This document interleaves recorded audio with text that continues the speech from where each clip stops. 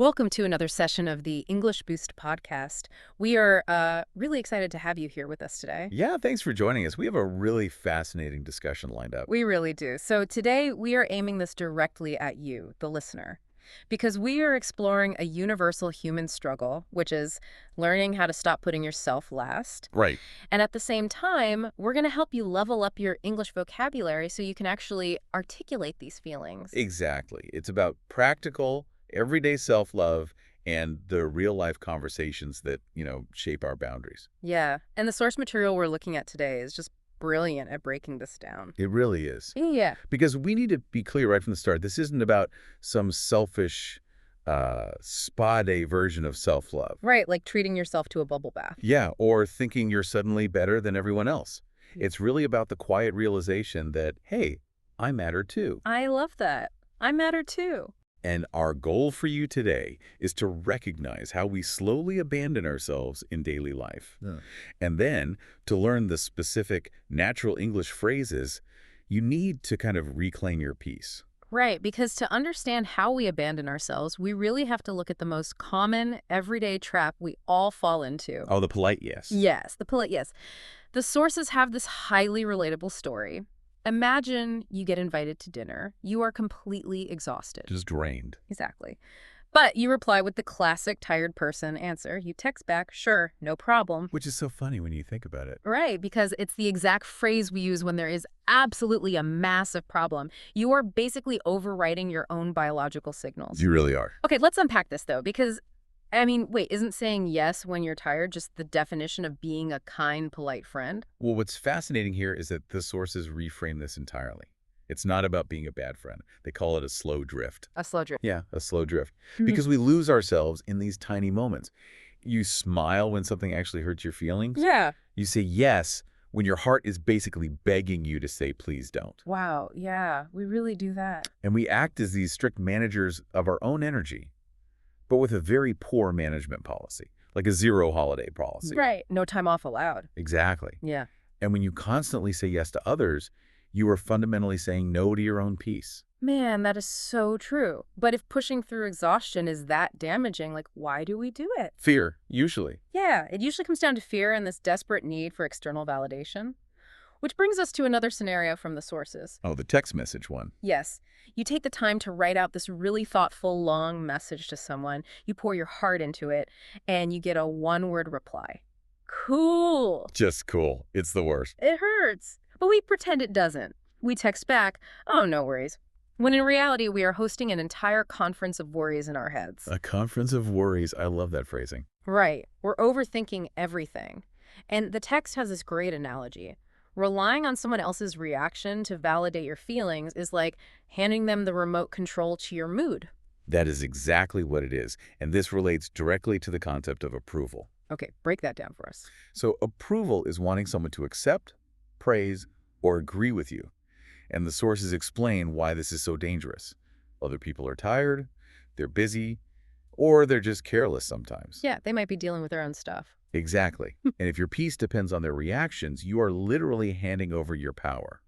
True value cannot depend on one message or someone else's bad mood. Right. You can't let their bad day ruin your self-worth. No, you really can't. But, handing over that remote control and ignoring our own limits, it inevitably breeds a very specific toxic emotion. Oh, absolutely. There's this story in the material about agreeing to a small favor, just a tiny thing for a friend. But it dangerously snowballs into solving their entire problem for the whole afternoon. It never stays small, does it? Never. But, helping feels good and useful at first. So at what point does being a helpful person turn into something destructive? Well, this brings us to the concept of resentment, which is that quiet anger that builds slowly when you feel something is unfair. Yeah, that slow burn. Right. And the crucial insight from the sources is that resentment often starts exactly where honest communication is missing. Wait, really? So it's our own fault? Kinda, yeah. Yeah.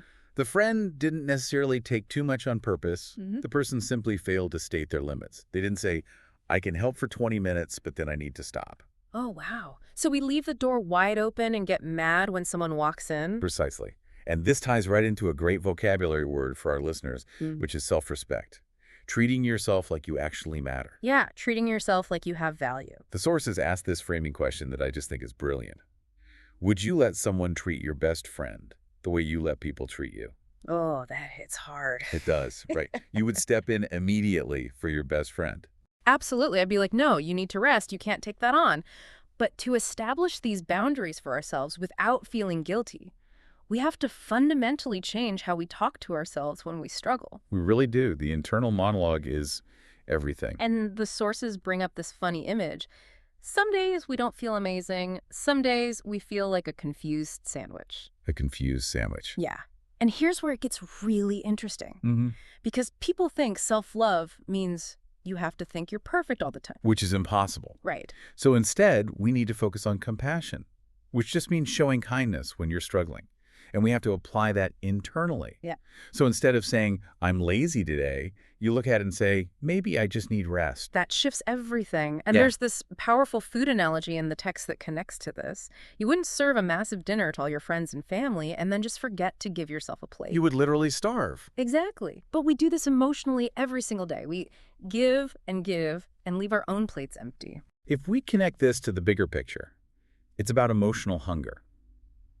When we constantly give comfort and patience to others, but we neglect ourselves, we become emotionally starved. Neglect is a strong word there. It is, but it's accurate. We have to make ourselves a priority. You have to literally put your own name on the calendar. Yes. Block out time for yourself. But, now that we understand the psychology of this emotional hunger and self-respect, how do we actually articulate this in natural, mature English? That's the key, isn't it? Translating the feeling into words. So let's actually role play some of the say it better segments from the source material. We can show the listener how to upgrade their phrasing. I love this idea. Let's do it. Okay, so instead of saying something passive like, I always forget myself. You should say, I often neglect my own needs. Or, I keep putting myself last. Oh, that it sounds so much more intentional. Okay, how about this one? Instead of, I want people to say, I am good. You would upgrade that to, I often look for approval from others. Right, taking ownership of the feeling. Okay, what if I usually say, I feel angry because I always say yes? Say it better by saying, I feel resentful because I keep saying yes when I want to say no. That is so precise. It names the exact emotion. Okay, instead of just crying out, I am also important. You ground it by saying, my needs matter too. Or, I'm learning to make myself a priority. Yeah, that takes the defensiveness right out of it. Yeah. Okay, instead of, I should not hate myself when I make mistakes. Say, I'm learning to show myself compassion. Beautiful. And the last one, instead of, I love people, but I don't want to lose myself.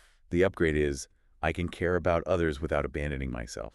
That is such a strong statement. I can care about others without abandoning myself. And you notice how these subtle language shifts really move the speaker from a place of victimhood to a place of empowered self-awareness.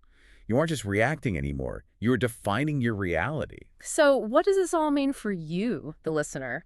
To summarize the core takeaway here, loving yourself more than anyone else isn't selfish. Not at all. It just means you don't abandon yourself to keep other people comfortable. You can be incredibly loving and generous without disappearing from your own life. Absolutely.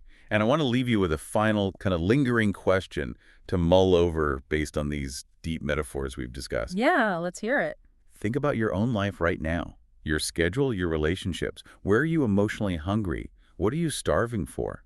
Is it rest, honest conversation, or is it just an hour of quiet that belongs only to you? That is such a crucial question to ask yourself.